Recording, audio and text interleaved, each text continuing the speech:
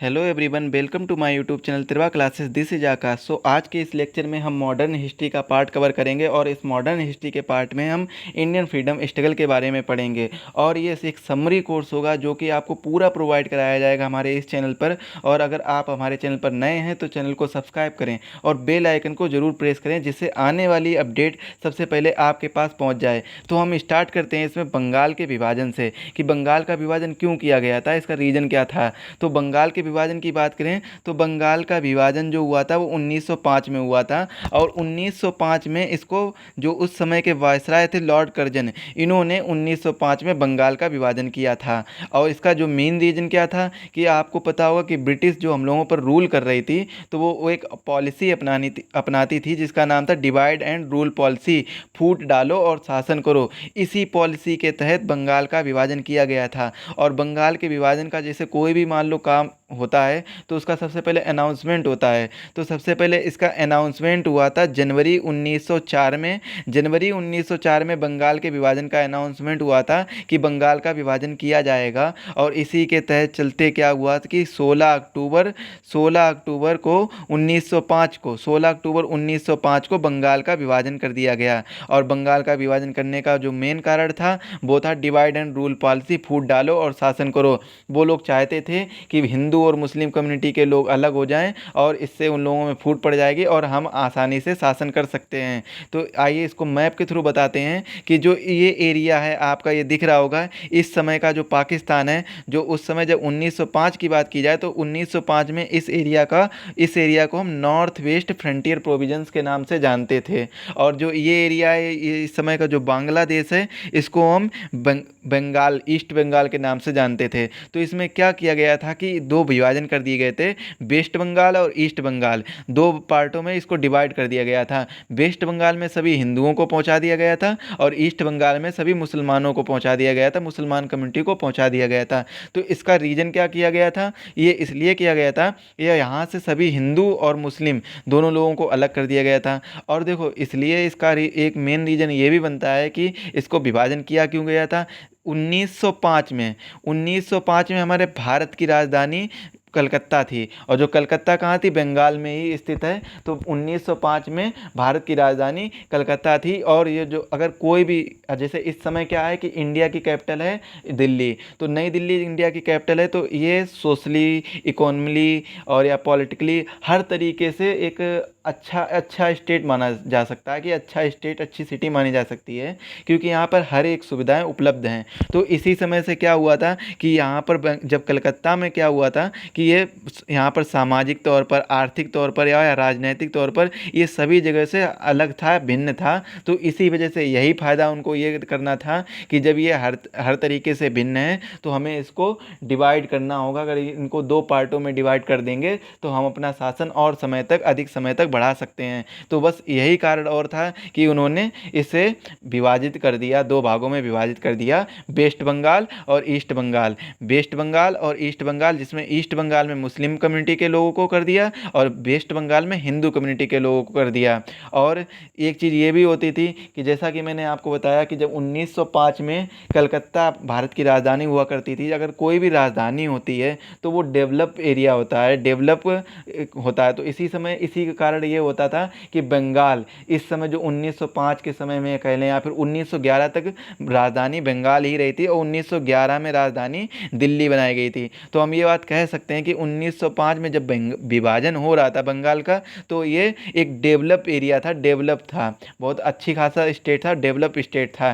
तो इसी वजह से यहाँ पर इसका विभाजन किया गया, इसे दो भागों में विभाजित किया गया, एक तरफ ईस्ट बंगाल, एक तरफ वेस्ट बंगाल। वेस्ट बंगाल में सभी हिंदुओं को रख दिया गया था और ईस्ट बंगाल में सभी मुस्लिम लोगों को रख दिया गया था। और ये इनकी पॉलिसी कहलाती थी डिवाइड एंड रूल पॉलिसी। ये हमेशा फूट डालते थे और शासन को अपने आगे बढ़ाते रहते थे, शासन करते रहते थे। अब जब बंगाल का विभाजन हो गया तो बंगाल के विभाजन को रोकने के लिए गोपाल कृष्ण गोखले, आपने नाम सुना होगा गोपाल कृष्ण गोखले, जो महात्मा गांधी के राजनैतिक गुरु हैं, इन्होंने इस एक मूवमेंट चलाया था, एक आंदोलन चलाया था जिसका नाम रखा गया था स्वदेशी आंदोलन, स्वदेशी मूवमेंट। और स्वदेशी मूवमेंट भी 1905 में चलाया गया था, और ये इसीलिए चलाया गया था कि आखिर बंगाल का विभाजन क्यों किया जा रहा है, बंगाल के विभाजन करने की क्या आवश्यकता पड़ गई है। तो बस यही रीज़न था कि इन्होंने स्वदेशी आंदोलन चलाया था। और जब इन्होंने स्वदेशी आंदोलन चलाया था तो इनमें स्वदेशी आंदोलन का ये जो मेन लीडर थे, जो मुख्य नेता थे, गोपाल कृष्ण गोखले, जिन्होंने यह स्वदेशी आंदोलन चलाया था। और इनको लाला लाजपत राय और बाल गंगाधर तिलक और बिपिन चंद्र पाल, इन तीन नेताओं ने और सपोर्ट किया, इन तीन लोगों ने और सपोर्ट किया था गोपाल कृष्ण गोखले को स्वदेशी मूवमेंट में, स्वदेशी आंदोलन में। लाला लाजपत राय और बाल गंगाधर तिलक और बिपिन चंद्र पाल, इन तीन लोगों ने गोपाल कृष्ण गोखले का सपोर्ट किया था। और यह स्वदेशी आंदोलन का एक मेन मोटिव था कि हमें भारतीय वस्तुओं का प्रयोग करना है और विदेशी वस्तुओं को परित्याग करना है, विदेशी वस्तुओं का बहिष्कार करना है। तो इसका रीज़न क्या हुआ था, ये देखो, एक बात ये बता दें, ये बाद में भी ऐसी बात कही गई है कि हमें भारतीय वस्तुओं का यूज करना है और विदेशी वस्तुओं का परित्याग करना है। वो ओवरऑल इंडिया के कंट्री के बारे में बात की गई, लेकिन यहाँ पर बंगाल के विभाजन को रोकने की बात की गई थी। तो यहाँ पर ये बात कही गई थी बंगाल के लिए, केवल बंगाल वाले लोगों के लिए, लेकिन हालांकि अपनाया सभी लोगों ने था। इसमें क्या, इसका इफेक्ट क्या पड़ा था, जितने भी इंडियन लॉयर थे या टीचर थे, प्रोफेसर थे, गवर्नमेंट एम्प्लॉय थे, जो भी ब्रिटिश के अंडर वर्क कर रहे थे, गवर्नमेंट जॉब कर रहे थे, तो उन्होंने अपना रिजाइन दे दिया था, अपना रिजिग्नेशन दे दिया था। इसके बाद में और क्या इफेक्ट पड़ा था कि जितना भी हम लोग विदेशी खाना खाते थे या फिर विदेशी कपड़ों का यूज करते थे, इन सभी का हम लोगों ने बहिष्कार करना स्टार्ट कर दिया था, जलाना स्टार्ट कर दिया था। हम ये कपड़े नहीं पहनेंगे, ऐसा करना स्टार्ट कर दिया था। अपने देसी देसी रिवाज में आ गए थे कि हम, जो मेरा कंट्री डेवलप करेगी, जिस चीज़ का कंट्री उत्पादन करेगी, प्रोडक्शन करेगी, हम उसी को यूज करेंगे। तो बस उनका ये हुआ था। तो यहाँ से क्या हुआ था, इसका जो, जैसा कि मैं रीज़न बता चुका हूँ पहले कि इसका रीज़न क्या था, इसका मेन रीज़न यही था कि बंगाल के विभाजन को रोकना, बंगाल के विभाजन को रोकना है, इसका मेन रीज़न था। और यह आंदोलन गोपाल कृष्ण गोखले ने स्टार्ट किया था। और इसका रिजल्ट क्या आया था, इसके रिजल्ट बहुत ही बेहतर साबित हुए थे, क्योंकि इसमें कुछ स्मॉल स्केल इंडस्ट्रीज का डेवलपमेंट हुआ था। जितनी भी छोटे छोटे उद्योग हैं उनका विकास होना स्टार्ट हो गया था, कुटीर उद्योगों का विकास होना स्टार्ट हो गया था। और इसके साथ ही साथ जितने भी कृषि भाई लोग थे, कृषि लोग जो उस समय के कृषि लोग करते थे, तो जो कृषि पे आधारित जितनी भी इंडस्ट्रीज थी उनका विकास होना स्टार्ट हो गया था। और सबसे ज़्यादा ज़रूरी हुआ था कि एजुकेशन, शिक्षा का विकास होना स्टार्ट हो गया था, क्योंकि अब भारत के लोग समझ चुके थे कि अगर हम शिक्षित होंगे तो हम लोगों पर कोई राज नहीं कर सकेगा, हम लोगों को कोई भड़का नहीं सकेगा। तो इसीलिए यहाँ से शिक्षित होने का इनके मन में मनसा जागी, और यहाँ से इन लोगों ने शिक्षित होने का सोचा, तो यहाँ पे शिक्षा का भी विकास होने लगा। और इसी के साथ साथ में और सबसे इम्पोर्टेंट हुआ था कि लोगों में यूनिटी आ गई थी, यूनिटी ऑफ अवेयरनेस, यूनिटी आ गई थी, भाईचारा आ गया था। हम कह सकते हैं कि लोगों में भाईचारा आ गया था, आपस में लड़ना बंद कर दिया था यहाँ से इन लोगों ने। वैसे तो आपस में ही लड़ते रहते थे इसके बाद, लेकिन आपस में लड़ना बंद कर दिया था। जैसा कि आपको पहले बता चुके हैं, इनका साथ दिया था, गोपाल कृष्ण गोखले जी का साथ दिया था लाला लाजपत राय, बाल गंगाधर तिलक और बिपिन चंद्र पाल ने इनका साथ दिया था इस मूवमेंट में, इस आंदोलन में साथ दिया था। और इसके बाद में हम बात करते हैं कलकत्ता सेशन की बात, जो 1905 में स्वदेशी मूवमेंट हुआ था, इसी के जस्ट बाद हुआ था 1906 में कलकत्ता सेशन। तो सबसे पहले तो मैं ये बता दूं, आखिर ये कलकत्ता सेशन क्या है, होता क्या है। ये एक कलकत्ता अधिवेशन है। तो इसमें हम बात करते हैं कि सेशन होता क्या है। तो जब क्या हुआ था कि सभी लोग आपस में आंदोलन करने लगे थे, इसके बाद में जब आंदोलन होना स्टार्ट हो गया था तो इंडियन नेशनल कांग्रेस, तो क्या किया गया, ब्रिटिश लोगों ने इंडियन नेशनल कांग्रेस की स्थापना कर दी थी। और इंडियन नेशनल कांग्रेस की स्थापना इसीलिए की गई थी कि आप लोग आंदोलन मत करिए, हम आपके लिए एक पार्टी बनाकर तैयार करेंगे, इस पार्टी को आप एक साथ आकर पार्टी में बात कह सकते हैं। तो यहीं से एक पार्टी बनाई गई थी जिसका नाम रखा गया था इंडियन नेशनल कांग्रेस। भारतीय राष्ट्रीय कांग्रेस एक पार्टी बनाई गई थी और इसका नाम भारतीय राष्ट्रीय कांग्रेस इसीलिए रखा गया था ताकि भारतीय लोग समझें कि ये पार्टी हम लोगों के लिए बनाई गई है। और इसका जो फर्स्ट प्रेसिडेंट बनाए गए थे वो व्योमेश चंद्र बनर्जी जी बनाए गए थे इसके फर्स्ट प्रेसिडेंट। और भारतीय राष्ट्रीय कांग्रेस की स्थापना ए.ओ. ह्यूम ने की थी। और इसका जो फर्स्ट सेशन है, इसका फर्स्ट सेशन बॉम्बे में हुआ था जो 1885 में हुआ था। और इसी के जस्ट बाद हम ये बात करते हैं तो इसी के तहत क्या किया गया था, ये 1885 में जब इसकी स्थापना कर दी गई थी तो इसका हर साल एक अधिवेशन बुलाया जाता था जिससे कि ये लोगन आपस में भारतीय लोग अपनी बात पार्टी तक पहुंचाए और पार्टी वाले लोग अपनी बात सीधा गवर्नमेंट मतलब ब्रिटिश लोगों के पास पहुंचाए। तो इसीलिए एक सेशन हुआ था जिसका नाम था कलकत्ता सेशन, कलकत्ता अधिवेशन। और इस अधिवेशन के जो प्रेसिडेंट बनाए गए थे वो दादा भाई नौरोजी जी बनाए गए थे। और यह अधिवेशन 1906 में हुआ था। और इसमें एक डिमांड की गई थी, इसमें पहली बार डिमांड की गई थी सेल्फ गवर्नमेंट की डिमांड की गई थी, स्वराज की मांग कर ली गई थी। और इसकी मेन डिमांड भी ये थी कि स्वराज, अब हम लोगों को स्वराज चाहिए, सेल्फ गवर्नमेंट चाहिए, तो ये बात कर दी गई थी। इसी के जस्ट बाद क्या किया गया था कि मुस्लिम लीग की स्थापना कर दी गई थी। और मुस्लिम लीग की स्थापना की गई थी 1906 में। जब 1906 में कलकत्ता अधिवेशन किया गया था तो इसी के जस्ट बाद मुस्लिम लीग की स्थापना कर दी गई थी। और मुस्लिम लीग की स्थापना की थी आगा खान ने, नवाब सलीमुल्लाह ने और नवाब मोहसिन उल मुल्क ने। इन 3 लोगों ने मिलकर मुस्लिम लीग की स्थापना कर दी थी। और इसके जो फर्स्ट प्रेसिडेंट बनाए गए थे आगा खान बनाए गए थे। और इसका जो फर्स्ट सेशन हुआ था, पहला अधिवेशन हुआ था, वो ढाका बांग्लादेश में इसका पहला अधिवेशन हुआ था। और मुस्लिम लीग की जब स्थापना की गई थी तो इसका कोई ना कोई रीजन हुआ होगा। तो इसने मुस्लिम लीग ने 2 डिमांड अपनी रखी थी। तो सबसे पहले इसकी डिमांड थी कि इसे सेपरेट इलेक्टोरेट चाहिए था, इसका सेपरेट इलेक्शन चाहिए था। मतलब क्या है कि वोटर भी मुस्लिम हो और जो कैंडिडेट खड़ा हो रहा है वो भी मुस्लिम हो, दोनों लोग मुस्लिम हो, इसे सेपरेट इलेक्शन चाहिए था। और दूसरी इसकी डिमांड थी कि स्पेशल सेफ गार्ड या फिर स्पेशल प्रोविजंस कह सकते हैं कि हमें एक स्पेशल प्रोविजंस चाहिए, मुस्लिम कम्युनिटी के लिए एक स्पेशल प्रोविजंस चाहिए होते थे। तो इसीलिए ये मुस्लिम लीग की स्थापना की गई थी। और इसी के जस्ट बाद क्या हुआ था, 1907 में सूरत स्प्लिट मतलब सूरत विभाजन हुआ था। अब यहाँ पर सूरत का विभाजन नहीं हुआ था बल्कि ये सूरत में हुआ था। और इसमें आईएनसी का विभाजन, इंडियन नेशनल कांग्रेस का विभाजन हुआ था। अब इंडियन नेशनल कांग्रेस का विभाजन सूरत में हुआ था इसीलिए इसका नाम रख दिया गया सूरत स्प्लिट। और यह 1907 में हुआ था। यहाँ पर क्या हुआ था कि सूरत स्प्लिट में कांग्रेस 2 भागों में विभाजित हो गई थी। एक तो एक्सट्रीमिस्ट गरम दल और दूसरा मॉडरेट नरम दल। और गरम दल नरम दल इनका क्या था, इसके मेन रीजन ये थे दोनों लोगों के नेता लोग अलग थे इसीलिए 2 भागों में विभाजित हो गई थी। जो गरम दल के नेता थे वो लाला लाजपत राय, बिपिन चंद्र पाल और बाल गंगाधर तिलक, 3 नेता। और इसके साथ में इनका साथ दे रहे थे अरविंद घोष। ये लोग गरम दल के नेता थे। और इसी के साथ नरम दल के जो नेता थे रास बिहारी घोष, दादा भाई नौरोजी, गोपाल कृष्ण गोखले, मोतीलाल नेहरू, ये नरम दल के नेता थे। और जैसा कि आप पता, इनके जो क्या थे, इनके कुछ मेन पॉइंट थे, इनके रीजन थे, इनकी सोच एक ही थी कि भारत को आज़ाद करना है, लेकिन तरीका अलग अलग था। हम ये कह सकते थे। अब गरम दल का क्या डिमांड थी, गरम दल की डिमांड थी कि ये कंप्लीट स्वतंत्रता, पूर्ण रूप से आज़ादी चाहते थे। और बल्कि गरम दल क्या चाहते थे, नरम दल चाहते थे स्वराज, इन्हें सेल्फ गवर्नमेंट चाहिए थी। सेल्फ गवर्नमेंट का मतलब कि गवर्नमेंट तो मेरे हाथों होगी लेकिन आप लोग मतलब ब्रिटिश लोग आप हम पर शासन कर सकते हैं, मतलब एक बंदा कोई भी ब्रिटिश का हमारे ऊपर रहेगा। और लेकिन जो गवर्नमेंट होगी भारतीयों पर शासन हम लोग करेंगे, इंडिया वाले करेंगे। इन्हें स्वराज चाहिए था। इसके साथ ही साथ में इनका जो गरम दल वाले लोगों का क्या था, ये वायलेंस के साथ में स्ट्रगल करते थे, वायलेंस के साथ में आज़ादी दिलाना चाहते थे देश को। और जो नरम दल के वो नॉन वायलेंस मतलब अहिंसा और ये हिंसा, अहिंसा और हिंसा, इन दोनों में ये फ़र्क था कि नरम दल अहिंसा के साथ आज़ादी दिलाना चाहता था और गरम दल हिंसा के साथ आज़ादी दिलाना चाहता था। मकसद दोनों लोगों का एक ही था कि देश की आज़ादी ही दोनों लोगों का मकसद था। इसके साथ ही साथ में गरम दल वाले चाहते थे कि लाला लाजपत राय या बाल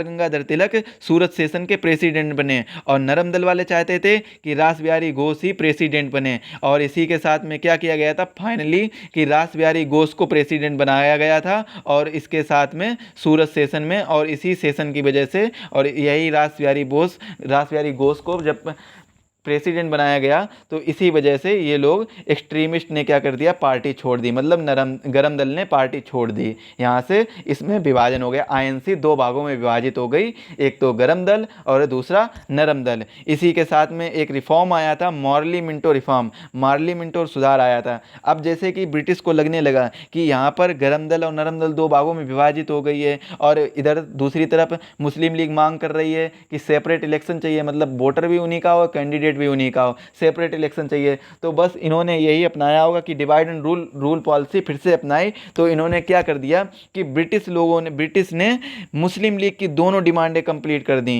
दोनों डिमांडें कंप्लीट क्या, दोनों डिमांडें क्या थी, एक तो इलेक्शन का था और एक रिजर्वेशन का था, स्पेशल प्रोविजंस का था। इलेक्शन में इन्हें स्पेशल इलेक्शन, जैसे कि सेपरेट इलेक्शन चाहिए होता था, कैंडिडेट भी इन्हीं का हो और वोटर भी इन्हीं के हो, इन्हें सेपरेट इलेक्शन चाहिए था, और इसके साथ साथ में एक स्पेशल रिजर्वेशन भी चाहिए होता था। तो ये दो डिमांड थी, वो ब्रिटिश ने इनकी पूरी कर दी। जब ब्रिटिश ने मुस्लिम लीग की जब दो डिमांड पूरी कर दी, तो ब्रिटिश और मुस्लिम लीग एक तरफ हो गई। अब यहाँ से इन्होंने आईएनसी और मुस्लिम लीग में फूट डाल दी, क्योंकि आईएनसी ने मुस्लिम लीग की दो डिमांड पूरी नहीं की थी, और इसीलिए ब्रिटिश लोगों ने दो डिमांड पूरी कर दी, और उसी के तहत एक सुधार लाया था, मॉर्ली मिंटो सुधार, जिसमें मॉर्ली सेक्रेटरी थे और मिंटो वायसराय थे उस समय के, जो 1909 में हुआ था। और इसका इसीलिए मिंटो को सेपरेट इलेक्शन का फादर कहा जाता है, कम्युनिटी इलेक्शन का फादर भी कहा जाता है मिंटो को, लॉर्ड मिंटो जो उस समय के वायसराय थे इंडिया के।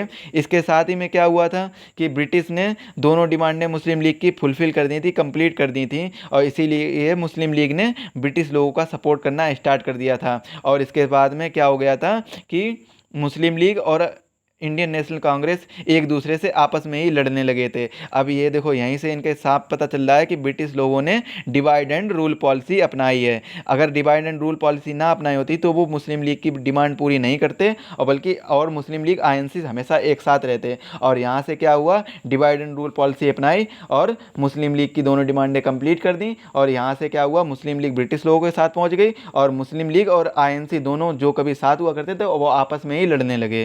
तो ये हो गई डिवाइड एंड रूल पॉलिसी। इसी के साथ में जब 1909 में मॉर्ली मिंटो रिफॉर्म आया, तो उसी के जस्ट बाद में होम रूल लीग आई। अब होम रूल लीग क्यों लाई गई थी, होम रूल लीग बाल गंगाधर तिलक और एनी बेसेंट, इन दोनों लोगों ने मिलकर होम रूल लीग की स्थापना की थी 1916 में। अब इसका मेन मकसद क्या था, इसका मेन मकसद यही था कि किस तरीके से मुस्लिम लीग को कन्विंस किया जाए कि वो आईएनसी के साथ मिल जाए। इसका मेन मकसद था कि मुस्लिम लीग को कैसे कन्विंस किया जाए कि वे आईएनसी के साथ मिल जाए, और ये कन्विंस नहीं कर पाए, तो इसीलिए होम रूल लीग फेल हो गई। और होम रूल लीग की बात की जाए तो होम रूल लीग 1916 में आई थी, जिसके मेन नेता थे बाल गंगाधर तिलक, और होम रूल मूवमेंट किया गया था 1916 में, होम रूल आंदोलन किया गया था वो भी 1916 में किया गया था। जिसके मूवमेंट की अगर बात की जाए तो इसके मेन फाउंडर थी एनी बेसेंट इसकी फाउंडर थी, और होम रूल लीग के फाउंडर थे बाल गंगाधर तिलक, और दोनों ने मिलकर साथ किया था। इसीलिए क्वेश्चन आता है कि होम रूल लीग किन के कौन कौन होम रूल लीग में कौन कौन साथ में थे, तो इसका आंसर होगा बाल गंगाधर तिलक और एनी बेसेंट। और इसी के जस्ट बाद में जब होम रूल लीग नहीं हुई, होम रूल लीग फेल हो गई, होम रूल लीग कोई इसका रिजल्ट नहीं आ पाया, तो इसी के बाद में एक समझौता हुआ जिसे लखनऊ समझौता के नाम से जानते हैं, क्योंकि यह लखनऊ में हुआ था, इसीलिए इसे लखनऊ पैक्ट यानी लखनऊ समझौता के नाम से जानते हैं। और यह भी 1916 में हुआ था। और इसमें क्या किया गया था, जब समझ लिया आईएनसी ने कि अब ऐसे काम नहीं चलेगा, ऐसे ब्रिटिश हम लोगों के बीच में आपस में लड़ाई कराएगी, तो ऐसे हमको कभी भी स्वतंत्रता नहीं मिल सकती है, तो इसीलिए यहाँ पर आईएनसी ने 1916 में लखनऊ समझौता किया, और जिसमें आईएनसी ने मुस्लिम लीग की दोनों डिमांडों को कंप्लीट कर दिया। अब यहाँ से क्या हुआ, जब आईएनसी ने मुस्लिम लीग की जैसे ही दोनों डिमांड कंप्लीट कर दी, हालांकि देखो मुस्लिम लीग कहाँ अपनी इंडियन की ही है, उस समय की बात की जाए तो इंडिया में ही सभी लोग रहते थे।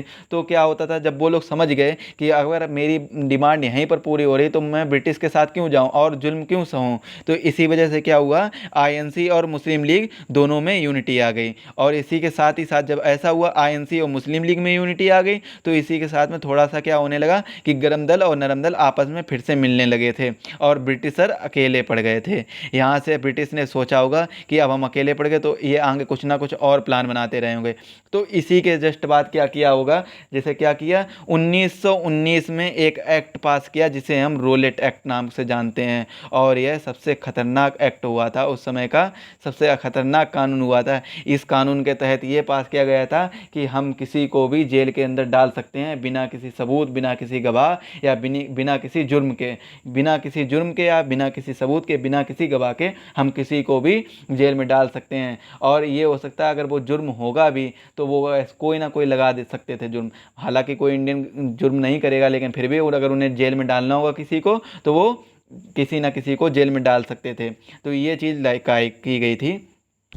तो इस एक्ट में बात की गई थी कि जस्टिस रोलेट नाम के व्यक्ति थे जिन्होंने यह एक्ट बनाया था, इसीलिए इसका नाम रोलेट एक्ट रखा गया था। और इस एक्ट के तहत सबसे पहले डॉक्टर सत्यपाल और डॉक्टर सैफुद्दीन किचलू, इन दो लोगों को गिरफ्तार किया गया था। इसी रोलेट एक्ट के तहत इन दोनों लोगों को गिरफ्तार किया गया था। और ये एक्ट कैसा था कि ये juries this act allowed certain juries and permitted internment of suspect without trial. मतलब यही था कि अगर सस्पेक्ट हैं आप तो आपको बिना किसी गवाह के ऐसे ही अंदर किया जा सकता है, बिना किसी गवाह के अरेस्ट किया जा सकता है, गिरफ्तार किया जा सकता है। और इसका एक्ट में इसका एक मेन क्या था, इसमें कहते थे लोग जैसे ना वकील, ना दलील, ना अपील, ये चीज़ रखी गई थी कि ना ही तो आप अपील कर सकते हैं, ना ही तो आप कोई वकील कर सकते हैं। इस एक्ट में जो गिरफ्तार हुआ तो वो समझ लो गिरफ्तार ही है, उसके पीछे कोई ना कोई जुर्म लगा दिया जाएगा, कोई ना कोई इल्ज़ाम लगा दिया जाएगा। और इसी के जस्ट बाद जब क्या हुआ, 1919 में रोलेट एक्ट पास किया गया था, तो लोगों ने सोचा यह तो बहुत खतरनाक साबित हो सकता है, ऐसे तो यहाँ के जो ब्रिटिश है वो ब्रिटिश लोग किसी को भी अंदर कर सकते हैं, किसी को भी गिरफ्तार कर सकते हैं। तो इसी बात की समस्या को सॉल्व करने के लिए, इसी एक्ट को बंद करने के लिए सभी लोग, हजारों लोगों की जनसंख्या में लोग जलियांवाला बाग में इकट्ठे हुए। तो वहाँ पर क्या हुआ, जलियांवाला बाग हत्याकांड हुआ। ये भी 1919 में हुआ था, 13 अप्रैल 1919 को जलियांवाला बाग हत्याकांड हुआ था। और यह जलियांवाला बाग अमृतसर पंजाब में है। और इस बाग में क्या हुआ था कि उस समय जब ये लोग अपनी मीटिंग कर रहे थे कि रोलेट एक्ट को बंद करने हेतु या फिर और अपने भारत को आज़ादी दिलाने के लिए किसी भी वजह से जो मीटिंग कर रहे थे, तो उनमें क्या किया गया कि जनरल डायर, जो उस समय जनरल डायर थे, वहाँ के अपनी सेना के जनरल थे, उन्होंने क्या किया था कि गोली चलाने का आदेश दे दिया था, जिससे जलियांवाले बाग में हज़ारों की संख्या में लोग मारे गए थे और हज़ारों की संख्या में लोग घायल हुए थे और काफ़ी लोगों की तो लाशें भी नहीं मिली थी।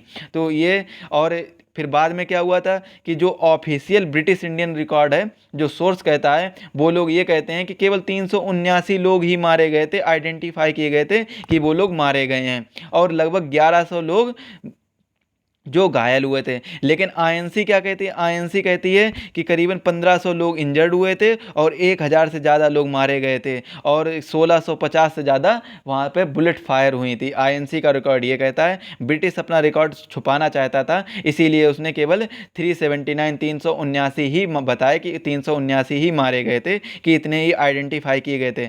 अब जब ये जलियांवाला बाग हत्याकांड हो गया 1919 में, तो यहीं से इसी के जस्ट बाद स्टार्ट किया गया था नॉन कॉपरेशन मूवमेंट, असहयोग आंदोलन, जिसको स्टार्ट किया था, इसके जो प्रोमिनेंट लीडर थे वो महात्मा गांधी थे। असहयोग आंदोलन को स्टार्ट किया था महात्मा गांधी ने। जब 1919 में जलियांवाला बाग हत्याकांड हो गया कि आखिर ये इतने निर्दयी क्यों हैं, तो इसी वजह से महात्मा गांधी ने 1920 से 1922 तक 2 साल तक असहयोग आंदोलन किया और यह 1922 में उन्हें बंद करना पड़ा असहयोग आंदोलन। इसका भी रीज़न था, इसके बाद वाला जो टॉपिक होगा चौरा चौरी हत्याकांड, यही रीज़न था कि इन्होंने इस असहयोग आंदोलन को बंद कर दिया था। तो ये असहयोग आंदोलन जो बात हुई थी, इसका मेन पर्पज ये था कि जितने भी जलियांवाले बाग हत्याकांड में लोग मारे गए थे, तो उनको न्याय दिलाना ही इसका पर्पज था असहयोग आंदोलन का। और यह असहयोग आंदोलन, इसके प्रोमिनेंट लीडर जिन्होंने वर्क किया था, महात्मा गांधी, चित्तरंजन दास, NC केलेकर,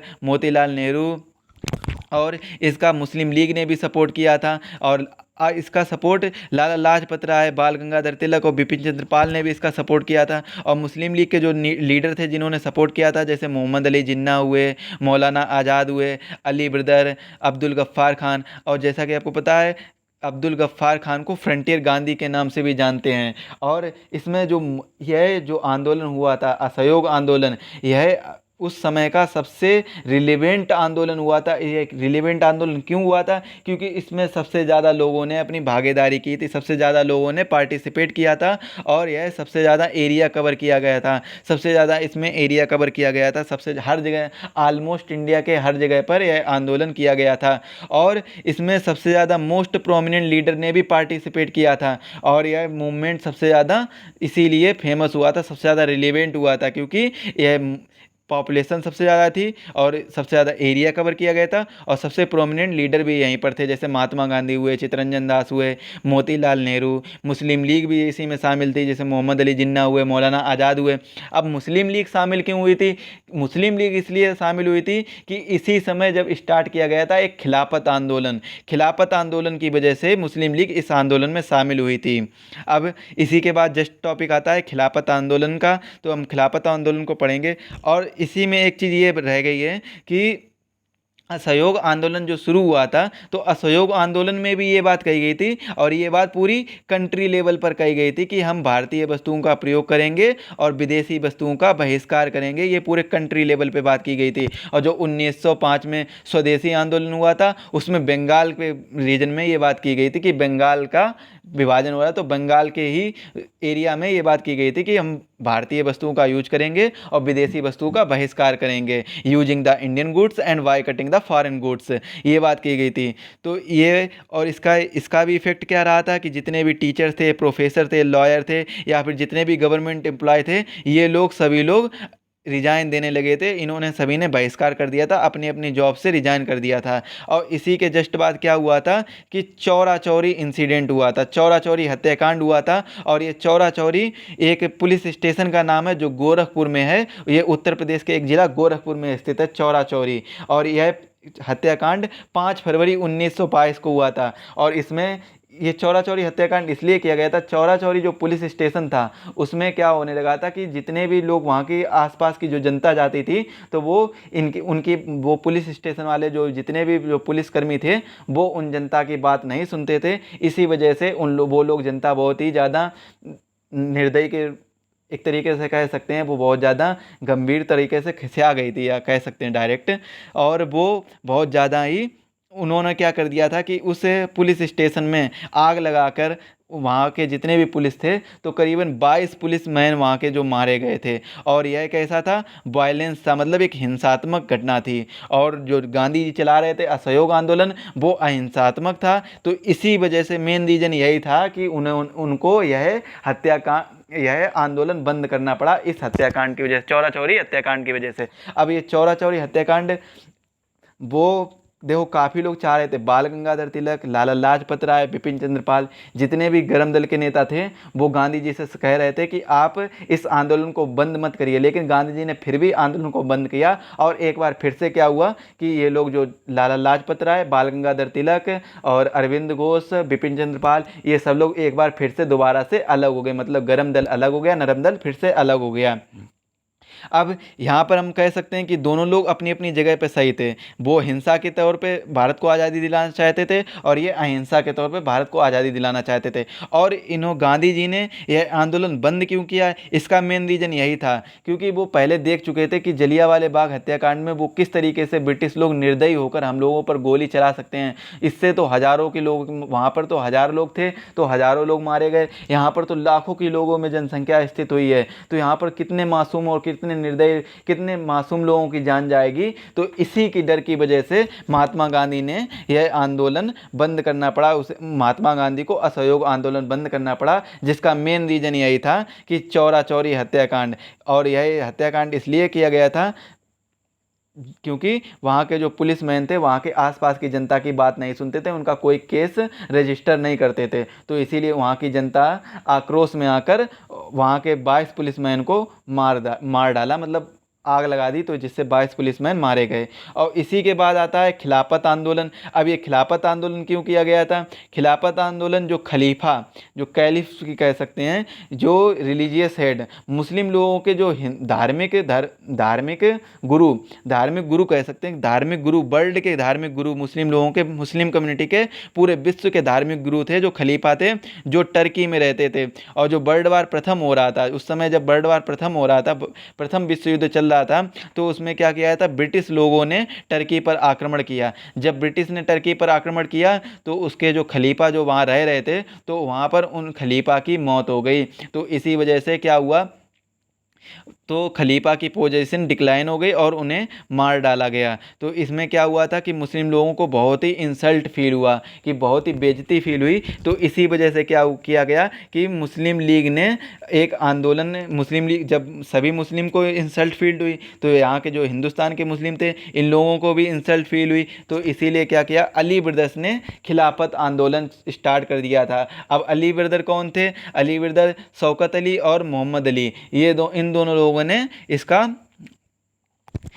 खिलाफत आंदोलन स्टार्ट कर दिया था। और इसी के जस्ट बाद क्या हुआ था कि इसके खिलाफत आंदोलन में ही बाद में अब्दुल गफ्फार खान, मौलाना आज़ाद, मोहम्मद अली जिन्ना और इन लोगों ने पार्टिसिपेट, मतलब इसमें सपोर्ट किया था, बाद में ज्वाइन किया था खिलाफत आंदोलन को। और इसी के साथ में आईएनसी ने भी इस आंदोलन में सपोर्ट किया था, मुस्लिम लीग का, और महात्मा गांधी ने भी इस आंदोलन में सपोर्ट किया था। और इसी के साथ में लाला लाजपत राय, बाल गंगाधर तिलक और बिपिन चंद्र पाल ने भी इसका सपोर्ट किया था। और इसकी बात की जाए तो खिलाफत आंदोलन 1920 से 1922 तक चला, जो कि मुस्लिम लीग द्वारा चलाया गया था। और नॉन कॉपरेशन असहयोग आंदोलन, ये भी 1920 से 1922 तक चला, और यह भारतीय राष्ट्रीय कांग्रेस द्वारा चलाया गया था। इसी के जस्ट बाद क्या हुआ था कि एक स्वराज पार्टी की स्थापना कर दी गई थी 1923 में। जब 1922 में असहयोग आंदोलन और खिलाफत आंदोलन खत्म हुआ, तो उसी के जस्ट बाद स्वराज पार्टी की स्थापना कर दी गई थी, जिसके जो मेन फाउंडर थे वो मोतीलाल नेहरू, चित्तरंजन दास और एनसी केलकर, ये 3 लोग फाउंडर थे जिन्होंने स्वराज पार्टी की स्थापना कर दी थी। और इनका जो मेन मोटिव था कि किसी तरीके से जो हमें ब्रिटिश लेजिस्लेटिव असेंबली का पार्ट बनना है, इंडियन को ब्रिटिश लेजिस्लेटिव असेंबली का पार्ट बनना है। और क्या, उन्हें डोमिनियन स्टेटस की भी डिमांड की गई थी। इस स्वराज पार्टी की मेन डिमांडें क्या थी? एक तो इंडियन ब्रिटिश असेंबली का पार्ट बने और डोमिनियन स्टेटस दिया जाए, इंडियन को डोमिनियन स्टेटस दिया जाए। अब डोमिनियन स्टेटस का क्या मतलब होता है कि इंडिया रूल तो करेगा, लेकिन परमिशन ब्रिटिश से लेनी पड़ेगी, हर एक काम की परमिशन ब्रिटिश लोगों से लेनी पड़ेगी। यह स्वराज पार्टी ने मांग की थी डोमिनियन स्टेटस की। और इसी के बाद में जब इन्होंने मांग कर दी, तो इसी के बाद में एक कमीशन भेजा गया था, जिसका नाम था साइमन कमीशन। और साइमन कमीशन 1927 को इंग्लैंड में स्थापित कर दिया गया था, लेकिन यह 1928 में इंडिया में आया, जो कि बॉम्बे में आया। अब साइमन कमीशन, इसका एक मेन रीज़न सबसे पहले पढ़ेंगे कि साइमन कमीशन आया क्यों था। तो Simon Commission Montagu Chelmsford reform 1919 में जो आया था, जो मॉन्टेग्यू उस समय के सेक्रेटरी थे और चेम्सफोर्ड वायसराय थे। इस रिफॉर्म की वजह से, इस रिफॉर्म में क्या किया गया था कि इस रिफॉर्म में बात की गई थी कि डुअल सिस्टम और डायरकी सिस्टम की बात की गई थी, मतलब द्वैशासन की बात की गई थी। और लेकिन इंडिया ने यह एक्सेप्ट नहीं किया था, इंडियन नॉट एक्सेप्टेड दिस, उनको डुअल सिस्टम एक्सेप्ट नहीं था, ना डायरकी सिस्टम एक्सेप्ट था।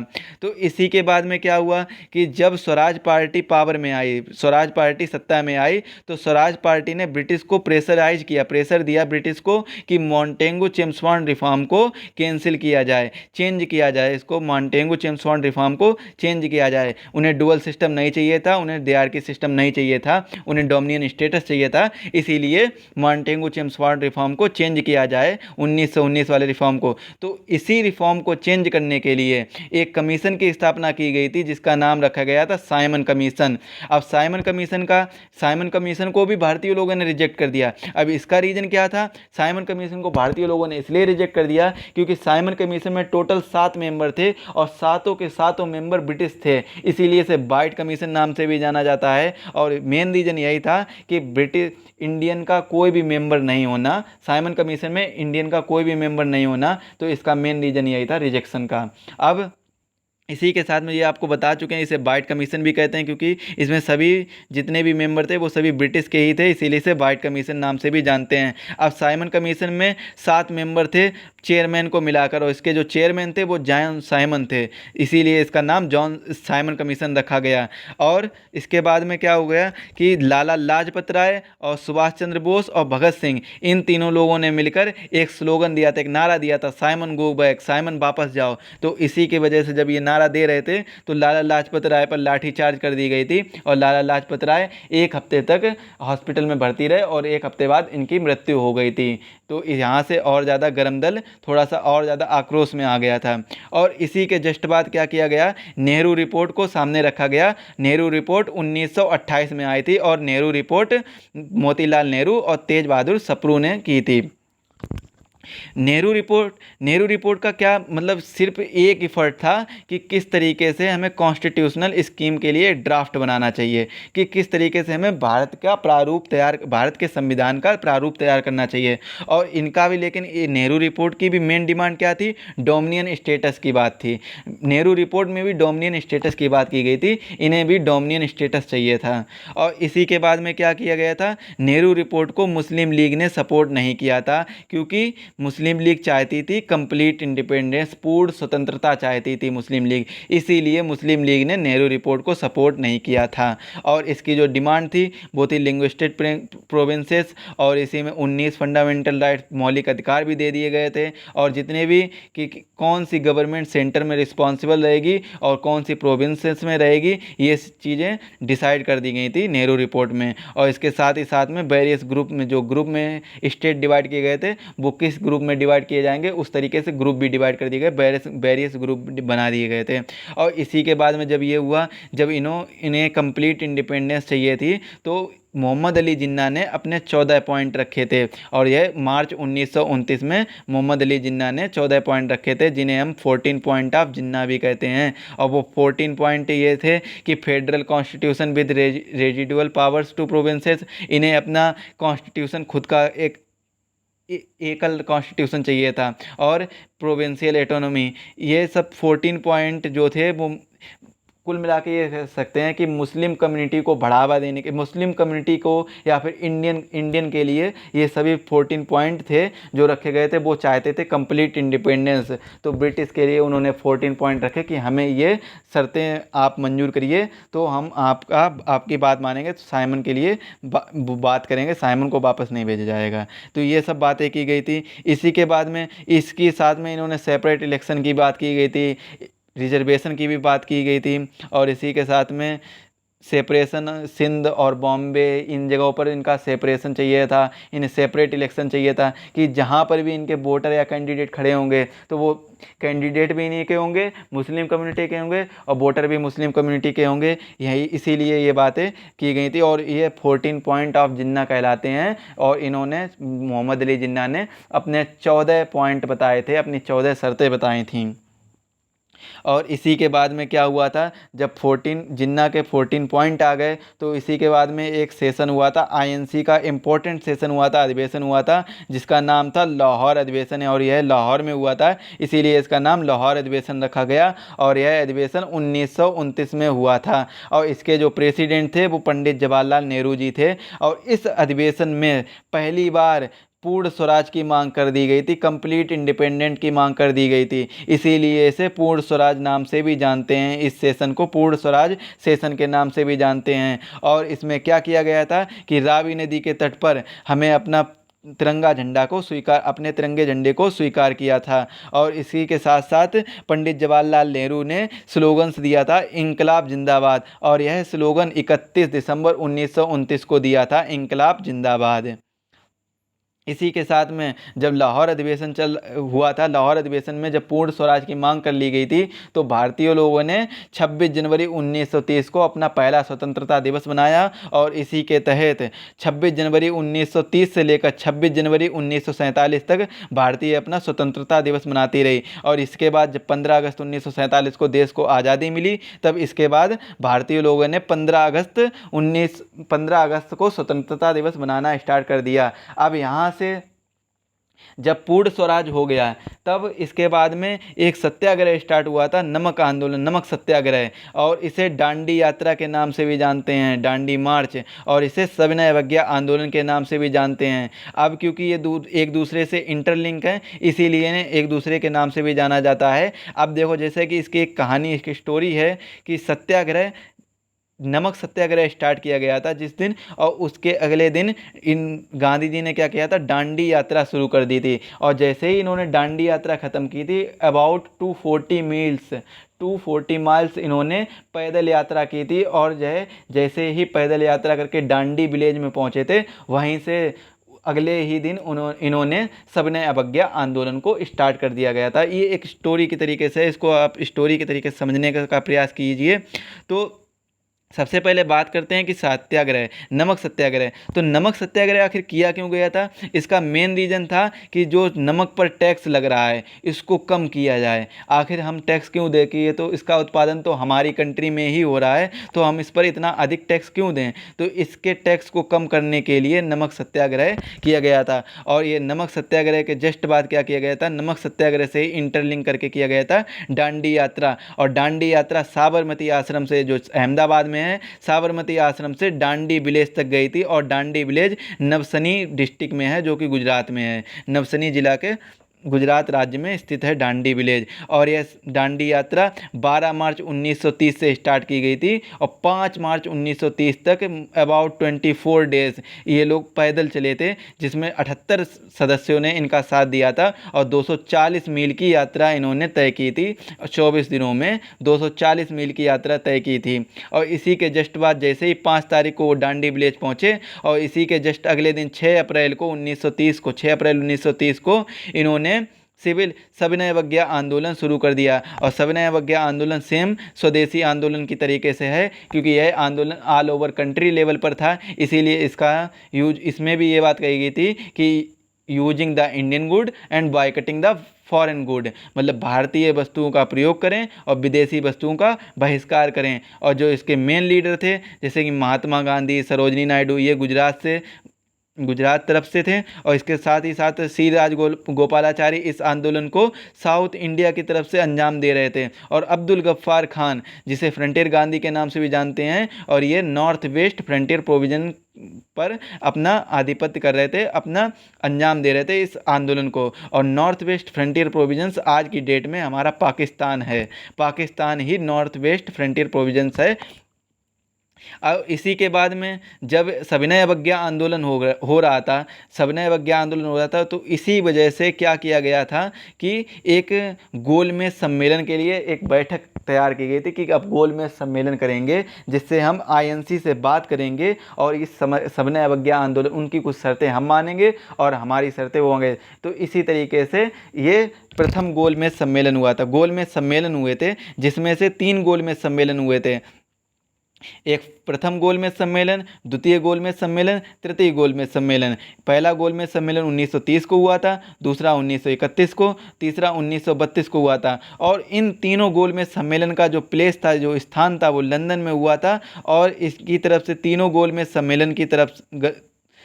गोलमेज सम्मेलन में ब्रिटिश की तरफ से रामसे मैकडोनाल्ड ने, ब्रिटिश के प्राइम मिनिस्टर थे, इन्होंने पार्टिसिपेट किया था। और इंडिया की बात की जाए तो इंडिया की तरफ से पार्टिसिपेट किया था भीमराव अंबेडकर ने, जिन्होंने शेड्यूल कास्ट और शेड्यूल ट्राइब, अनुसूचित जाति और अनुसूचित जनजाति को सपोर्ट के लिए उनके रिप्रेजेंटेशन दी थी, कि इनके बारे में बात रखी थी इस गोलमेज सम्मेलन में, तीनों गोलमेज सम्मेलन में। और इसके बाद अगर बात की जाए कि आईएनसी की बात पूछी जाए कि आईएनसी ने किस गोलमेज सम्मेलन में पार्टिसिपेट किया था, तो उसका आंसर होगा द्वितीय गोलमेज सम्मेलन में आईएनसी ने पार्टिसिपेट किया था। हालांकि तीनों गोलमेज सम्मेलन रिजेक्ट हुए थे, कोई भी पास नहीं हो पाया था, तीनों बेकार चले गए थे। पहला और दूसरा इसलिए बेकार चले गए थे क्योंकि इसमें आईएनसी ने पार्टिसिपेट नहीं किया था। और दूसरे वाले में जब आईएनसी ने पार्टिसिपेट किया तो आईएनसी की शर्तें नहीं मानी गई, इसीलिए ये तीनों गोलमेज सम्मेलन फेल हो गए थे। और इसी के बारे में बात करते हैं हम पहले प्रथम गोलमेज सम्मेलन की। तो प्रथम गोलमेज सम्मेलन 1930 में हुआ था, जो कि लंदन में हुआ था। जैसा कि आपको पहले बता चुके हैं कि ब्रिटिश की तरफ से राम से मैकडोनल्ड, मैकडी के नाम से आप याद कर सकते हैं कि किसने पार्टिसिपेट किया था। मैकडी में तो बर्गर तो खाए होंगे सभी ने, तो मैकडोनल्ड, राम से मैकडोनल्ड ने ब्रिटिश की तरफ से पार्टिसिपेट किया था। और प्रथम गोलमेज सम्मेलन में इंडियन नेशनल कांग्रेस की तरफ से किसी ने भी पार्टिसिपेट नहीं किया था, और मुस्लिम लीग ने भी इसमें पार्टिसिपेट नहीं किया था। इसके साथ ही में क्या हुआ था कि प्रथम गोलमेज सम्मेलन फेल कर दी गई थी, जिसका मेन रीज़न यही था कि प्रथम गोलमेज सम्मेलन का फेल होना, इसका मेन रीज़न था कि भारतीय राष्ट्रीय कांग्रेस में इसने पार्टिसिपेट नहीं किया था, इसीलिए यह गोलमेज सम्मेलन फेल हो गई थी। और देखो इन गोलमेज सम्मेलन का जो टारगेट था, कि क्या टारगेट था, तो उनका मेन टारगेट, दो मेन टारगेट थे कि एक तो साइमन कमीशन के बारे में बातचीत करना कि आखिर साइमन कमीशन को आप पसंद क्यों नहीं कर रहे हैं, साइमन कमीशन को वापस क्यों भेज रहे हैं, तो इस बारे में बात करना।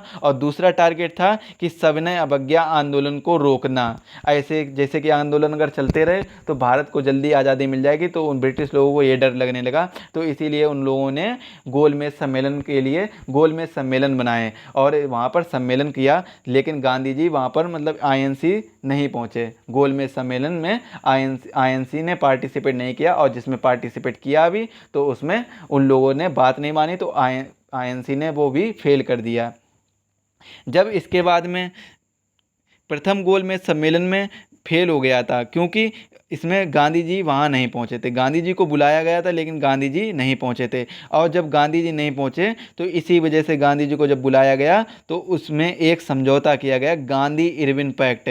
इरविन उस समय के वायसराय थे इंडिया के, तो इसीलिए गांधी इरविन पैक्ट किया गया। अब गांधी इरविन पैक्ट में क्या आता है, गांधी इरविन पैक्ट में ये आता है कि बात की गई थी, ये पहले तो ये बात कर लें, ये हुआ कहाँ था, ये हुआ था इंग्लैंड में ही हुआ था, लंदन में, और 1931 में ही हुआ था। अब देखो इसका रीज़न क्या था, गांधी इरविन समझौता, इसका मेन रीज़न क्या था, इसका मेन रीज़न यही था कि क्या कारण है कि आईएनसी ने पहली बार में उसका मतलब गोलमेज सम्मेलन में पार्टिसिपेट क्यों नहीं किया, और अगर नहीं किया तो इसके बाद में जो सेकेंड गोलमेज सम्मेलन होगा, सेकेंड राउंड टेबल होगा, सेकेंड राउंड टेबल कॉन्फ्रेंस होगा, तो उसमें गांधी जी को सपोर्ट मतलब गांधी जी को पार्टिसिपेट करने के लिए कन्विंस करना, इसका मेन रीज़न यही था कि गांधी जी को सेकेंड राउंड टेबल में पार्टिसिपेट करने के लिए कन्विंस करना।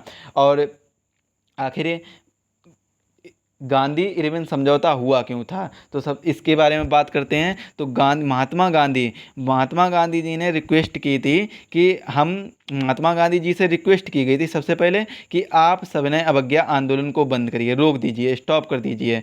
और इसके बाद दूसरी रिक्वेस्ट की गई थी कि आप सेकेंड राउंड टेबल में, द्वितीय गोलमेज सम्मेलन में पार्टिसिपेट करिए। ये दोनों बातें की गई थीं, महात्मा गांधी जी से ये दोनों बातें की गई थीं। लेकिन इसके बाद में क्या हुआ, गांधी जी ने ये बातें एक्सेप्ट तो कर ली। जब गांधी जी ने ये दोनों रिक्वेस्ट एक्सेप्ट कर ली तो गांधी जी ने भी अपनी एक शर्त रखी। तो गांधी जी ने अपनी शर्त एक रिलीज की कि जितने भी उनके राजनीतिक कैदी हैं उन सभी को रिहा किया जाए, उन सभी को वहाँ से छोड़ा जाए, जेलों से रिहा कर दिया जाए।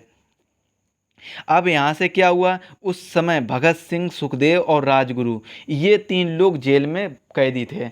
अब इरविन ने बात तो मान ली थी कि पॉलिटिकल प्रिजनर हैं जितने, उनको हम रिहा कर देंगे, लेकिन हम भगत सिंह, राजगुरु और सुखदेव, इन 3 लोगों को हम रिहा नहीं करेंगे, क्योंकि ये वायलेंस की वजह से गिरफ्तार हुए थे। अगर इनको रिहा कर दिया, ये दोबारा से बाहर जाकर वायलेंस फैलाएंगे, जिसकी वजह से ये रिहा नहीं किए जाएंगे। तो गांधी जी ने इसके ऊपर हाँ कर दिए थे कि चलो कोई बात नहीं, इनको रिहा मत करिए। और इसी वजह से इनको यहाँ 23 मार्च को फांसी दे दी गई थी।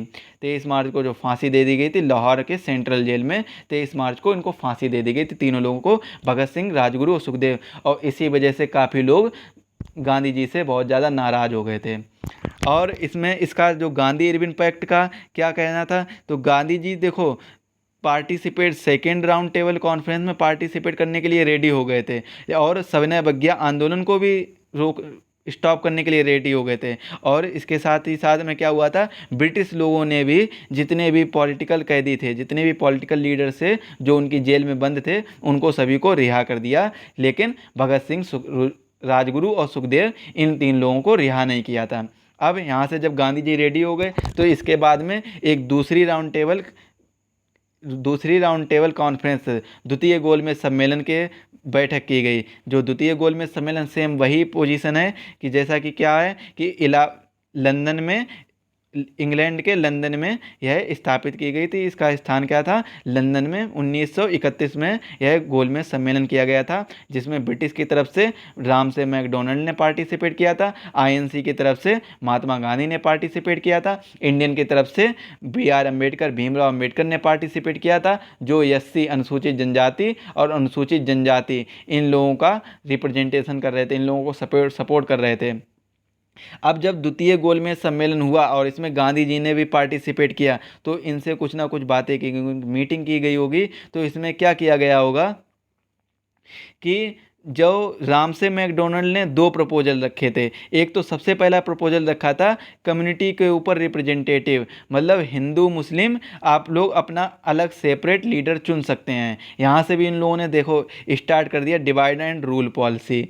यहाँ से इन लोगों ने डिवाइड एंड रूल पॉलिसी फिर से स्टार्ट कर दी कि हिंदू अपना अलग लीडर चुने, मुस्लिम अपना अलग लीडर चुने। अगर एक भी तो लीडर चुन सकते हैं ना दोनों लोग मिलकर, लेकिन इन्होंने ऐसा नहीं किया। इन्होंने स्टार्ट कर दी डिवाइड एंड रूल पॉलिसी। वो लोग सोचते हैं कि जैसे तैसे थोड़ा हम लोग शासन और आगे तक कर सकें, और यहीं से इन्होंने divide and rule policy start कर दी। और इसी के साथ में क्या कर दिया गया था कि इंडिया को कोई भी पॉलिटिकल सपोर्ट नहीं मिलेगा, कोई भी इकोनॉमिक सपोर्ट नहीं मिलेगा। अगर इंडिया को कोई भी प्रॉब्लम आती, ना ही तो उसे पॉलिटिकल सपोर्ट मिलेगा, राजनीतिक सपोर्ट मिलेगा, और ना ही तो उसे आर्थिक सपोर्ट मिलेगा, चाहे वो कुछ भी करे। तो इसी की वजह से जब ये प्रपोजल 2 रामसे मैकडोनल्ड ने रखे, तो गांधी जी को ये प्रपोजल पसंद नहीं आया और गांधी जी ने इन दोनों प्रपोजल को एक्सेप्ट नहीं किया।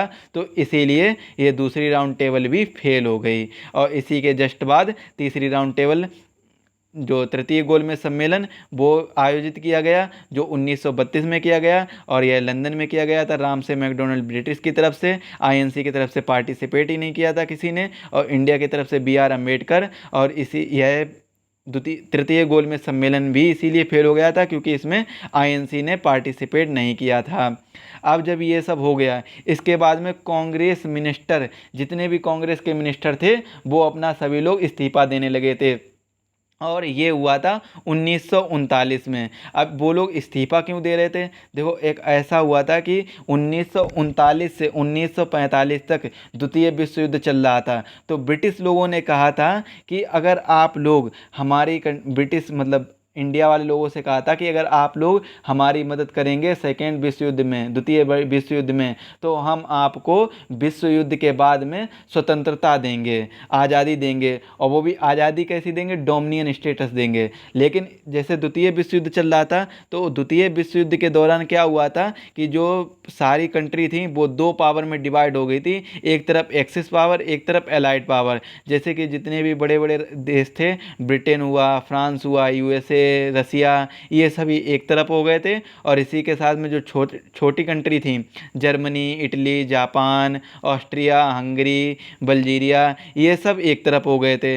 अब क्या हुआ था, ब्रिटिश लोग चाह रहे थे कि अगर वो, देखो, ब्रिटिश लोगों को कहना क्या था कि अगर आप लोग द्वितीय विश्व युद्ध में मेरी मदद करेंगे तो हम आपको आज़ादी देंगे। आज़ादी देंगे, वो भी कैसी? डोमिनियन स्टेटस देंगे।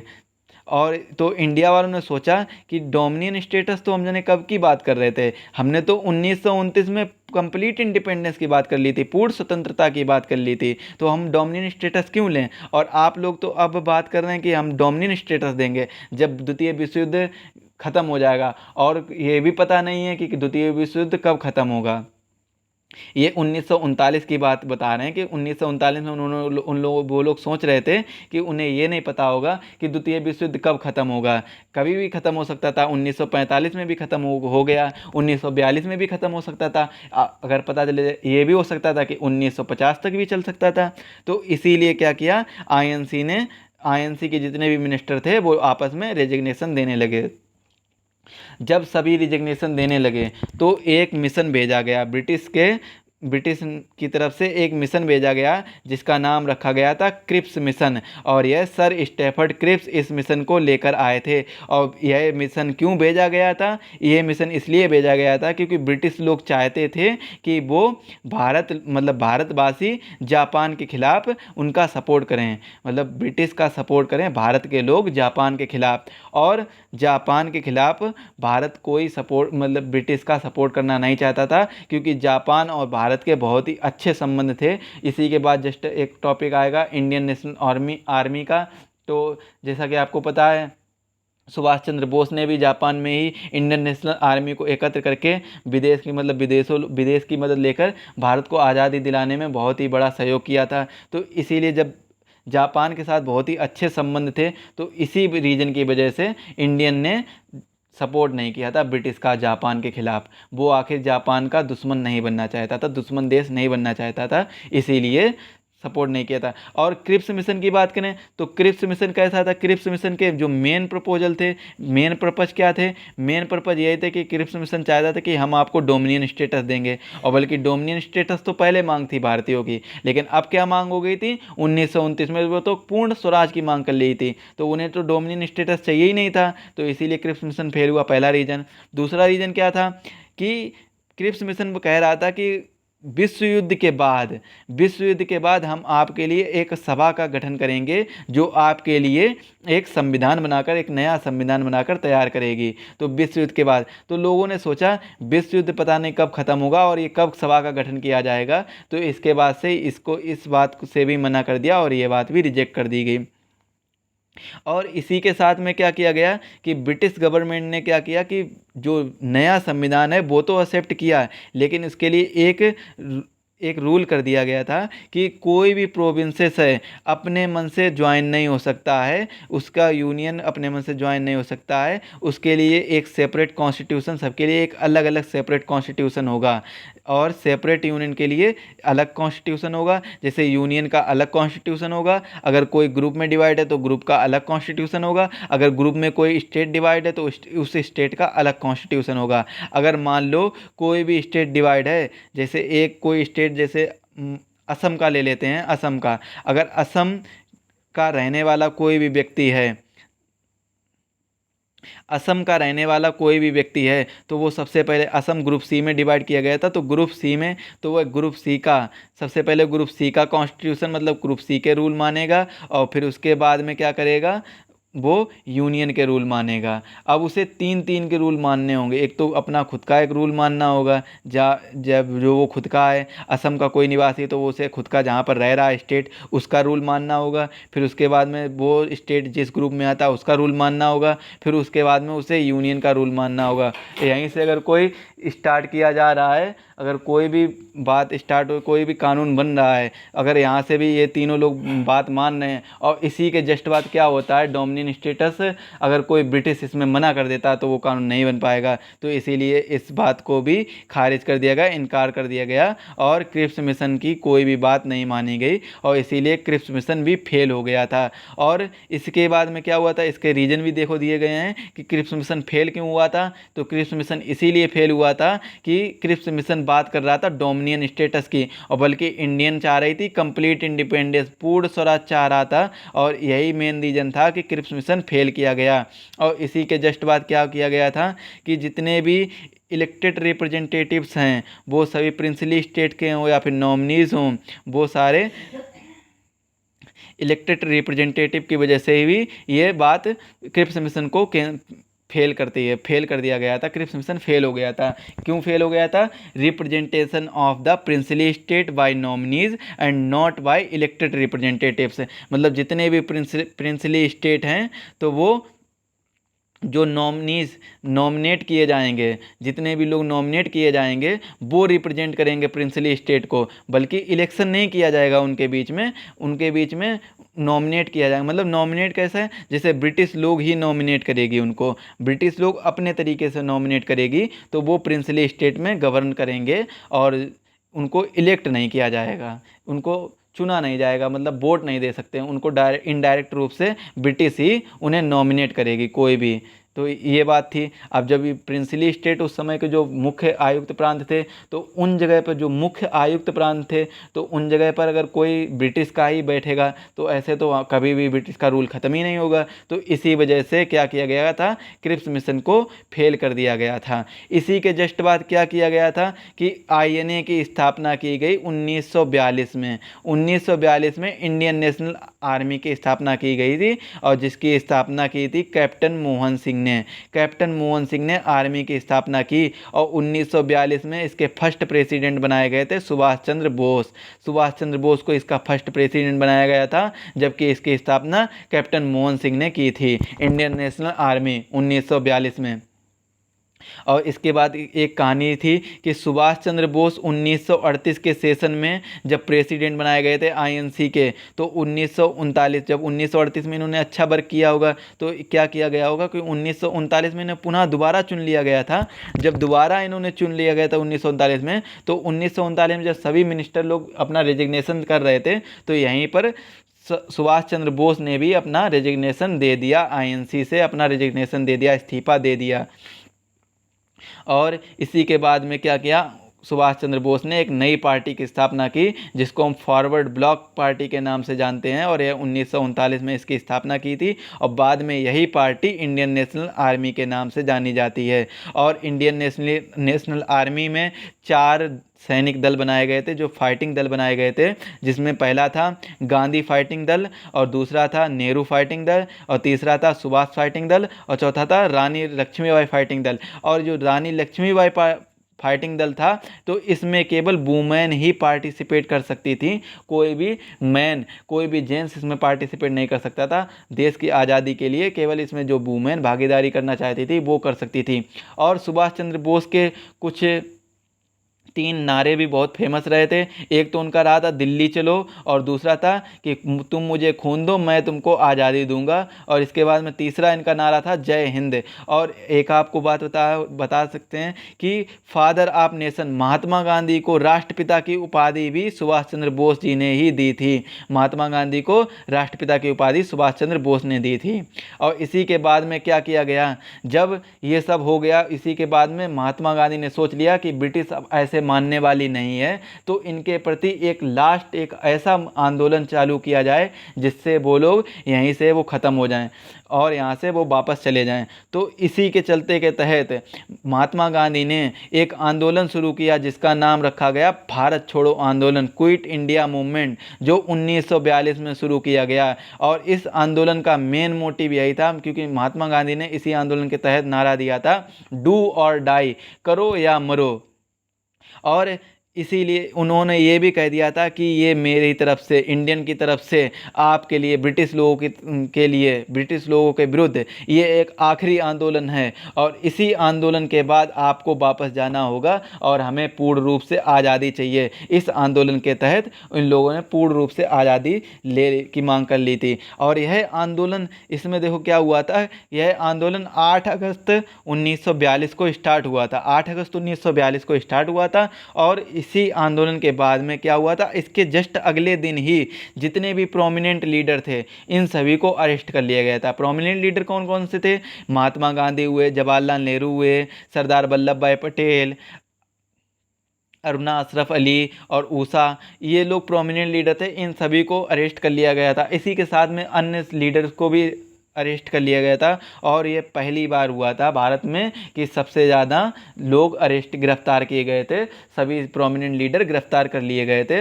और भारत की सभी जेलें ऑलमोस्ट फुल हो चुकी थी। ये पहली बार भारत में हुआ था। अब देखो क्विट इंडिया मूवमेंट का रीज़न क्या था।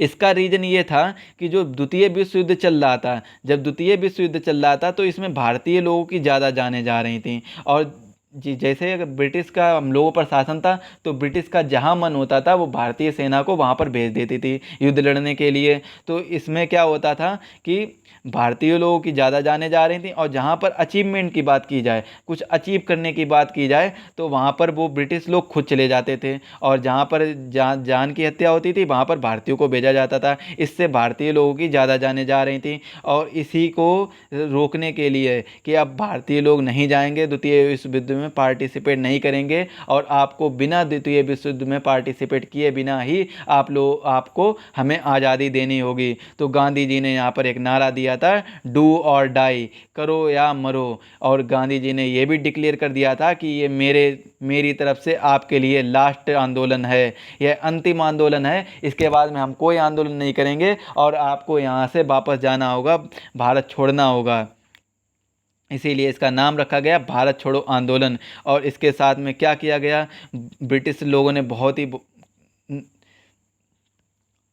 निर्दयता दिखाई और इसी के साथ में वहाँ पर टीयर गैस, फायरिंग और लाठी चार्ज वगैरह वगैरह ऐसे बहुत सारी चीज़ें कि बहुत सारे कर दिए, बहुत सारे आतंक फैलाया था, जिससे 10,000 से ज़्यादा लोगों की जान चली गई थी। यहाँ पर भारत छोड़ो आंदोलन में 10,000 लोगों से ज़्यादा जान चली गई थी। और यहाँ पर डू और डाई का नारा दिया था महात्मा गांधी ने। और इसी के बाद जब ये सब हो गया फाइनल, इसके बाद में क्या किया गया कि CR प्लान। अब CR प्लान क्यों आया, सबसे पहले तो ये बता दें आपको,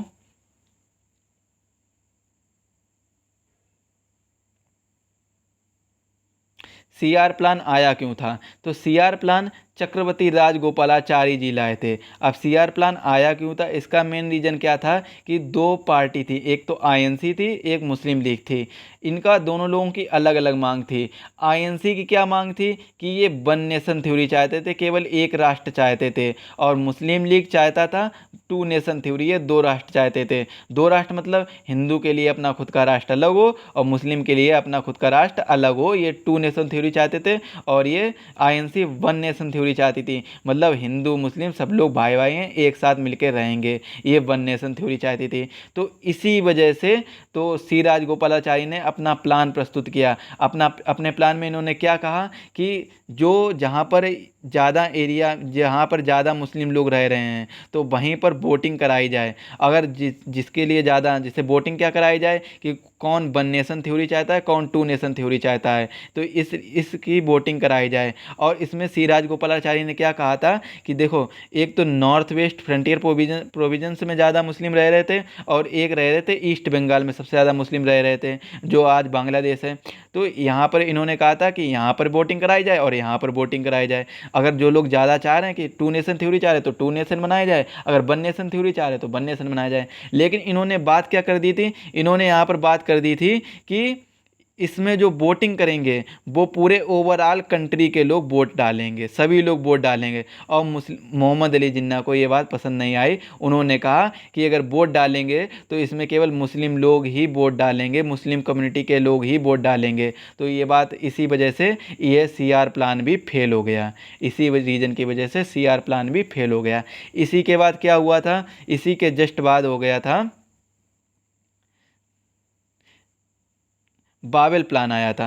अब बाबेल ने भी अपना एक प्लान प्रस्तुत किया। जो बाबेल वायसराय थे उस समय इंडिया के, इन्होंने भी अपना एक प्लान प्रस्तुत किया। अब इनका प्लान क्या था कि विश्व युद्ध में इंडिया अगर ब्रिटिश का सपोर्ट करेगा तो हम आपको इंडिपेंडेंस देंगे, आज़ादी देंगे। और इसके साथ में ये तो बाबेल प्लान ने ये बात कही थी, फीचर्स था इस प्लान का। और इस प्लान का जो पर्पज़ क्या था, उनका पर्पज़ ये था, इन्होंने प्लान क्या बनाया था, इन्होंने प्लान बनाया था कि जितने भी वायसराय एग्जीक्यूटिव काउंसिल, वायसराय की कार्यकारिणी परिषद में जो मेंबर्स होंगे वो सभी इंडिया के ही मेंबर होंगे, सिवाय कमांडर इन चीफ, उसके चीफ को छोड़ के। एग्जीक्यूटिव काउंसिल के जो चीफ होगा वो इंडिया का नहीं होगा, बाकी जितने भी मेंबर होंगे वो सभी इंडिया के ही होंगे।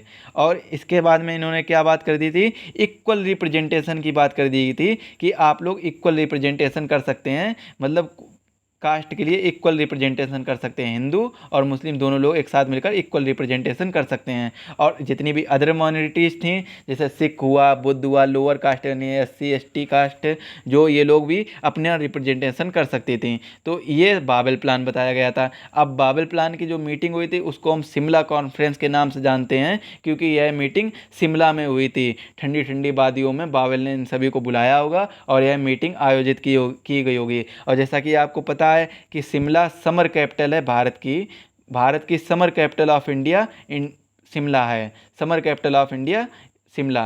और इसके बाद में लॉर्ड बावेल ने यह कॉन्फ्रेंस बुलाई है, मीटिंग बुलाई, जिसमें इनवाइटेड किया गया था मुस्लिम लीग को और इंडियन नेशनल कांग्रेस, दोनों लोगों को इनवाइट किया गया था। अब इसमें क्या बताया गया था, मुस्लिम लीग के लिए 6 सीटें कर दी गई थी एग्जीक्यूटिव काउंसिल में, मुस्लिम लीग के लिए 6 मेंबर आयोजित कर दिए गए थे और इंडियन नेशनल कांग्रेस के लिए 8 कर दिए गए थे। यहाँ से देखो, नेशनल कांग्रेस को ये बात पसंद नहीं आई, क्योंकि मुस्लिम की जनसंख्या कम थी फिर भी उन्हें 6 सीटें दी गई, और हिंदू की जनसंख्या ज़्यादा थी फिर भी उन्हें 8 सीटें दी गई थी। तो यहीं से बात पसंद नहीं आई। तो एक तो पहला रीज़न यही बन गया था कि ये कॉन्फ्रेंस, मतलब ये जो प्लान है वो फेल होना था। इसके बाद में जब दूसरा क्या था, दूसरा एक तो ये दे दिया गया था कि इन्हें एक स्पेशल प्रोविजंस दे दिया गया था, मतलब 25% की मेजोरिटी दे दी गई थी। 25% बहुमत से ही ये संविधान में कोई भी चेंज ला सकते हैं, केवल 25% बहुमत से ही। तो ये भी बात गलत थी कि आखिर 25% बहुमत से ही अगर संविधान में चेंज लाना होगा तो ये तो ऐसे धीरे धीरे सारे चेंज लाकर सारे मुस्लिम कम्युनिटी के लिए ही बना देंगे चेंज। तो यहाँ से भी ये बात भी नहीं आई। तो इसी वजह से आईएनसी ने इस प्लान का विरोध किया और यह प्लान फेल हो गया। जब यह प्लान फेल हो गया तो इसके बाद में एक मिशन भेजा गया था, एक कैबिनेट मिशन प्लान भेजा गया था।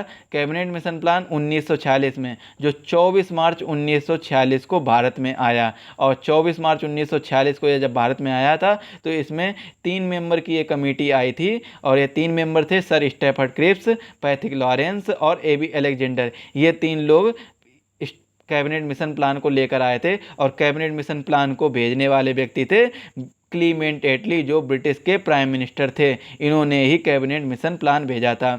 अब कैबिनेट मिशन प्लान का जो फीचर्स क्या थे वो था कि ये इंडिया पर जितनी भी पावर थी, इन पर ब्रिटिश लोगों की जो भी पावर थी वो इंडिया के लोगों पर ट्रांसफ़र करना चाहते थे, कि अब वो अपना सत्ता, जितनी भी सत्ता थी वो भारतीय लोगों को दे देंगे, ये बात की गई थी। इसी के बाद में क्या किया गया था, cabinet mission plan one nation theory को सपोर्ट करता था। Cabinet mission plan one nation theory को सपोर्ट करता था, और इसने क्या कर दिया था, कैबिनेट मिशन प्लान ने एक लॉन्ग एरिया दे दिया गया था, एक यूनियन बना दी, जैसे एक यूनियन बना दी, इसके साथ ही साथ में ग्रुप ए में डिवाइड कर दिया, ग्रुप बी में डिवाइड कर दिया, ग्रुप सी में डिवाइड कर दिया। ग्रुप ए में जितने लोग थे वो ईस्ट के थे, और ग्रुप बी में नॉर्थ के, और ग्रुप ए में साउथ एंड सेंटर के। इतने लोग इतने ग्रुप में डिवाइड कर दिया, मतलब एरिया बाय एरिया डिवाइड कर दिया गया था। वन नेशन थ्योरी चाहिए थी ना, इसीलिए इन्होंने एरिया बांट दिए गए थे, group A, group B, group C, इन 3 ग्रुप में विभाजित कर दिया गया था। और इसका जो मेन लीडर बनाया गया था वो यूनियन को बनाया गया था, कि एक यूनियन रहेगा और उसमें ग्रुप ए भागीदारी करेगी, ग्रुप बी और ग्रुप सी साथ ही साथ। और इसमें जो ग्रुप ए में बॉम्बे, मद्रास और सेंट्रल प्रोविंसेस के जितने भी थे वो सारे राज्य आते थे, और इसके ग्रुप बी में पंजाब, सिंध और नॉर्थ वेस्ट फ्रंटियर प्रोविजंस आता था, और ग्रुप सी में बंगाल और असम, ये 2 राज्य आते थे। अब इसका एक मेन चीज़ क्या था कि अगर कोई भी, सभी का क्या होगा कि अगर कोई कानून बनाएगा तो सभी का अपना खुद का सेपरेट कानून होगा, मतलब कोई भी अगर एक्ट पास किया जाएगा तो खुद का सेपरेट होगा। अगर यूनियन एक्ट पास कर रही है तो उसका यूनियन का खुद का होगा, अगर ग्रुप ए पास कर रहा है तो ग्रुप का खुद का होगा, और मद्रास अगर मान लो मद्रास स्टेट पास कर रहा है तो मद्रास का खुद का होगा।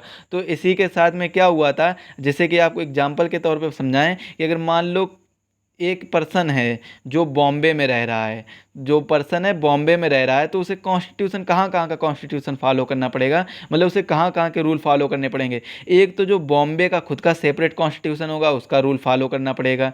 इसी के साथ में जो उसका दूसरा, जो बॉम्बे का जो है, इसके बाद में जो वो जिस ग्रुप में होगा बॉम्बे, यानी ग्रुप ए में है तो ग्रुप ए का कॉन्स्टिट्यूशन फॉलो करना पड़ेगा, फिर उसके बाद में उसे यूनियन का भी कॉन्स्टिट्यूशन फॉलो करना पड़ेगा। मतलब एक व्यक्ति एक साथ 3 कॉन्स्टिट्यूशन को फॉलो करे, ये बात की गई थी। तो इसी के तहत क्या किया गया था कि 9 दिसंबर 1946 को कॉन्स्टिट्यूशन, संविधान सभा की स्थापना कर दी गई थी।